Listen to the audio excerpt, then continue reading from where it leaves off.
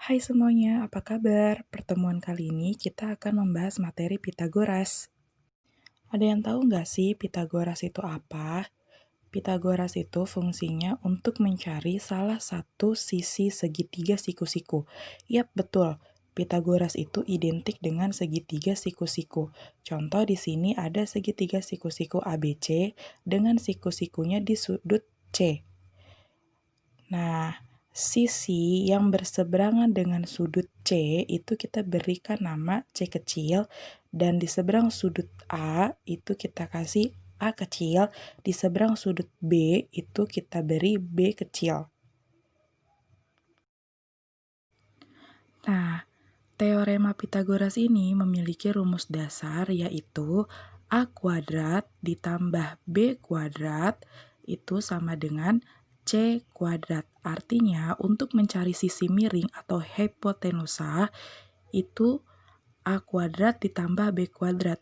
Sisi-sisi tegaknya itu saling ditambah, dikuadratkan, oke? Dari situ, kita bisa langsung mencari jika yang ditanyakan hanya A saja, sisi A saja itu berarti akar kuadrat dari C kuadrat dikurang B kuadrat. Untuk mencari sisi B, itu bisa sama dengan akar kuadrat dari C kuadrat dikurang A kuadrat. Nah, khusus untuk mencari hipotenusa atau sisi C, yang C kecil, itu sama dengan akar kuadrat dari A kuadrat ditambah B kuadrat. Khusus untuk sisi miring, dia ditambah ya. Kalau sisi tegaknya baru sisi miring dikurang salah satu sisi tegak yang diketahui. Jangan tertukar ya, untuk mencari sisi miring itu ditambah, sisi tegak itu dikurang. Selanjutnya kita masuk ke triple Pitagoras, ini juga bagian dari teorema Pitagoras. Kita langsung ke contoh soal ya.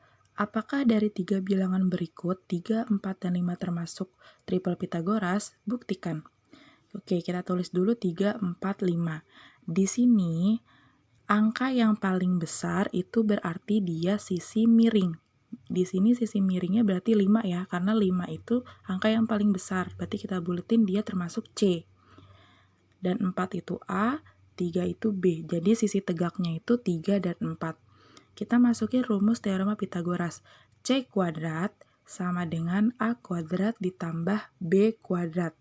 Ingat rumus dasarnya ya. C kuadrat sama dengan A kuadrat ditambah B kuadrat.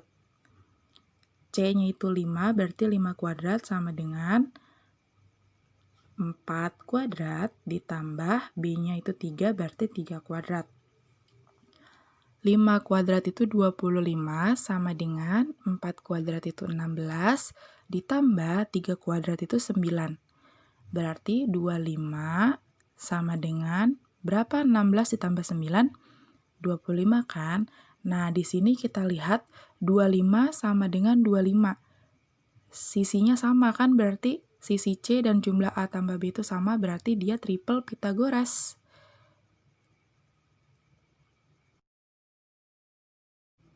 Contoh soal selanjutnya, apakah dari 3 bilangan berikut, 7, 6, dan 8 termasuk triple Pitagoras? Buktikan. Kita tulis dulu nih angkanya 7, 6, dan 8. Sisi miring di sini siapa? Angka yang paling besar? 8. Yap, benar. Berarti sisi miringnya atau C-nya itu 8. Berarti sisi tegaknya atau sisi A dan B itu 6 dan 7. Kita masukin ke rumus dasar Pitagoras. Jangan lupa ya, C kuadrat sama dengan A kuadrat ditambah B kuadrat. Apakah harus selalu C kuadrat sama dengan A kuadrat tambah B kuadrat, Bu? Tergantung sisi miringnya itu siapa. Karena di sini sisi miringnya saya pakai C, berarti C kuadrat sama dengan A kuadrat tambah B kuadrat.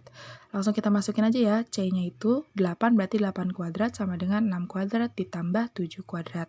8 kuadrat itu sama dengan 64, 6 kuadrat itu sama dengan 36, dan 7 kuadrat itu sama dengan 49.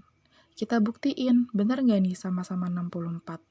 64 sama dengan 36 ditambah 49 itu berapa? Yap, 85. Apakah dia sama? Tidak kan 64 tidak sama dengan 85. Artinya dia bukan triple Pitagoras. Ketiga angka ini bukan triple Pitagoras.